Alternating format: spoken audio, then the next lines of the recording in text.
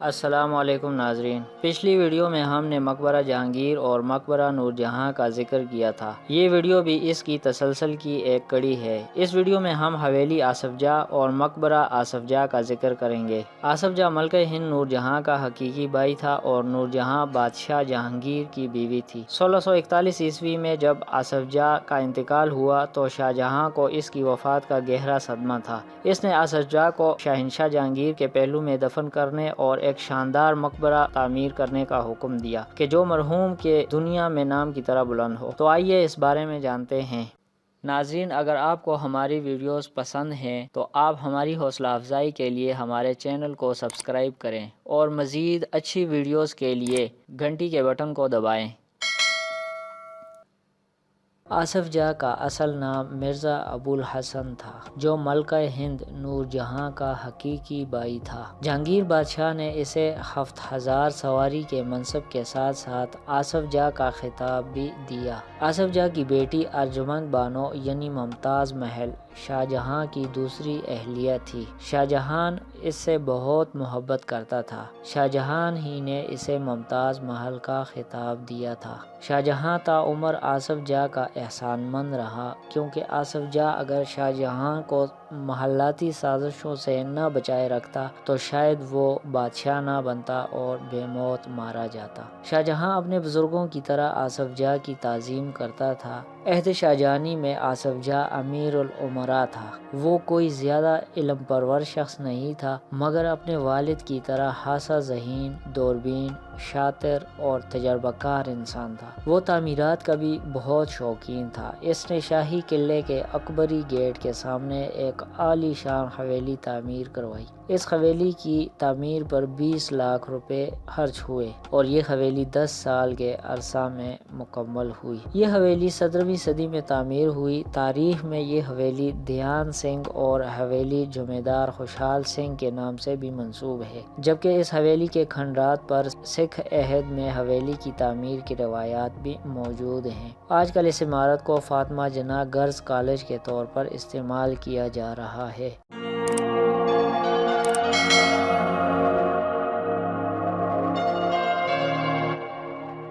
حویلی میں main gate سے داخل ہوں تو دونوں جانب غلام گردشیں، راہداریاں اور چھوٹے بڑے مستطیل کمرے نظر آتے ہیں۔ بڑے وسطی صحن میں داخل ہوتے ہی دائیں اور بائیں سمت 2 پلیٹ فارمز ہیں جن پر سیڑھیاں چڑھ کر جانا پڑتا ہے۔ صحن کے بیچ میں وسیع باغیچہ ہے جس کے دائیں اور بائیں جانب بلند پلیٹ فارم ہیں۔ دائیں سمت پلیٹ فارم کے کمروں کی پیشانی خوبصورت نقوش سے مزین ہے۔ انہی کمروں کے پیچھے دلکش شاہی حمام ہے۔ صحن کے فرنٹ پر 2 طرفہ سیڑھیاں جروقہ نما بارادری میں لے جاتی ہے، جس کی دیواروں پر خوبصورت تصاویر اور نقاشی کی گئی ہے۔ اس کے دونوں سمت لمبے کمرے بنے ہوئے ہیں، جبکہ درمیان میں تہخانے کا راستہ ہے۔ تہخانے میں روشنی، ہوا اور پانی کا بہترین انتظام کیا گیا ہے۔ اس تہخانے کو کمپیوٹر سینٹر بنا دیا گیا ہے۔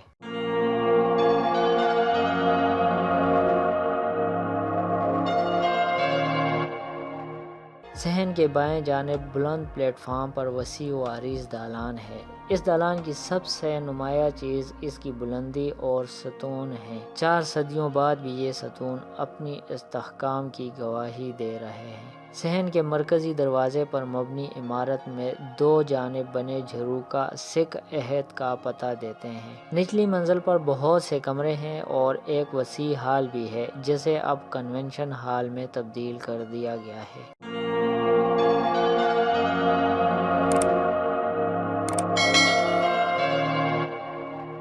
اس حویلی کا سب سے خوبصورت اور قابل دید حصہ شاہی حمام ہے، جو کہ 2 چوکور کمروں پر مشتمل ہے۔ حمام کا فرش سنگ مرمر کا ہے، جبکہ اس کے طاقچے، دیواریں اور محرابیں خوبصورت تصاویر اور بیل بوٹوں سے مزین ہیں۔ حمام میں روشنی اور ہوا کا انتظام بہت ہی عمدہ ہے، جو آج بھی روز اول کی طرح نظر آتا ہے۔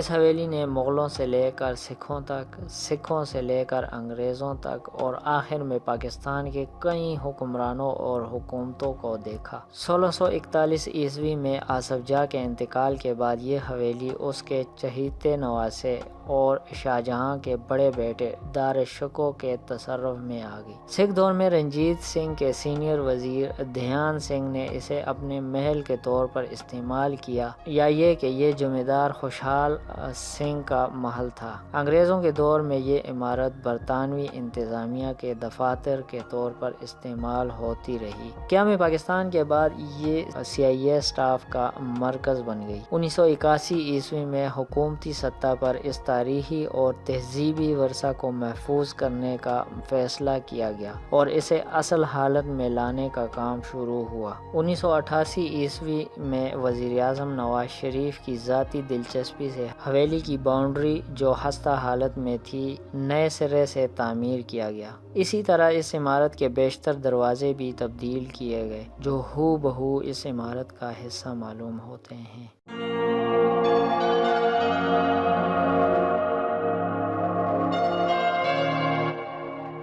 آصف جاہ کی وفات کے بعد شاہجہاں شہنشاہ نے ان کو جہانگیر بادشاہ کے پہلو میں دفن کرانے اور اس پر ایک عالیشان مقبرہ تعمیر کروانے کا حکم دیا۔ آصف جاہ کے لیے شاہجہاں کے دل میں شکر گزاری اور منمومیت کے جذبات تھے۔ اس کا تقاضا ہی یہی تھا کہ وہ اس کی قبر پر شاندار مقبرہ تعمیر کراتا۔ یہ مقبرہ اب بھی اپنی شان سے شہنشاہ جہانگیر کے پہلو میں موجود ہے۔ مقبرے کے 8 دروازے اور 8 دہلیزیں اور بیرونی مرغولے سنگ مرمر سے بنے ہوئے تھے جن پر دورویہ کانسی کا کام تھا۔ مقبرے میں سونے چاندی کی قندیلیں اور بیش قیمت جھاڑ فانوس تھے۔ قرآن پاک پڑھنے والوں کے لیے ایک حافظ خانہ، ایک باورچی خانہ اور دیگر عمارات بھی تھیں جہاں چوکیدار اور محافظ رہائش پذیر تھے۔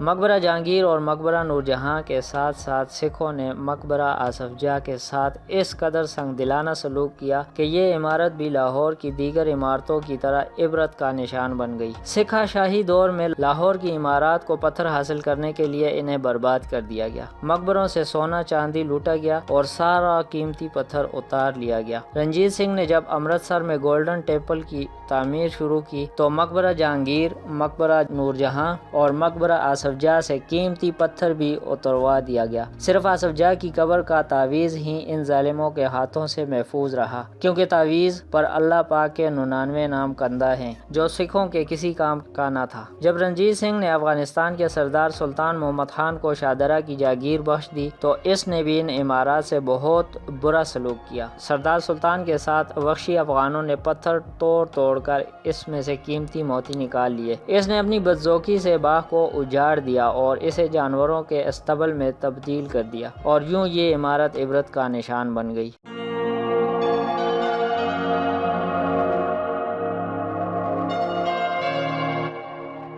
1880 عیسوی میں برطانوی حکومت نے رائے بہادر کنیا انجینئر کے توسط سے مقبرے کی تعمیر و مرمت کرائی۔ 1904 عیسوی میں انگریز محکمہ آثار قدیمہ نے مقبرے کے گنبد کی تباہ سیڑھیوں کو دوبارہ تعمیر کروایا۔ سکھوں نے اپنی بدذوقی کا مظاہرہ کرتے ہوئے جو تجاویزات کی انہیں ختم کر دیا گیا۔ مقبرہ آصف جاہ کے گنبد کی اندرونی سطح پر نقش و نگار اتنے عمدہ ہیں کہ باوجود ہزار حوادث کے ابھی تک دل کو مو لیتے ہیں۔ دیواروں پر کہیں کہیں نقوش کے رنگ اس قدر تر و تازہ ہیں کہ انہیں دیکھ کر بے اختیار منہ سے تحسین کے الفاظ جاری ہو جاتے ہیں۔ کھجوروں کے جلو میں یہ عظیم الشان عمارت باوجود بغیر پتھروں کے بھی بڑی دلکش لگتی ہے۔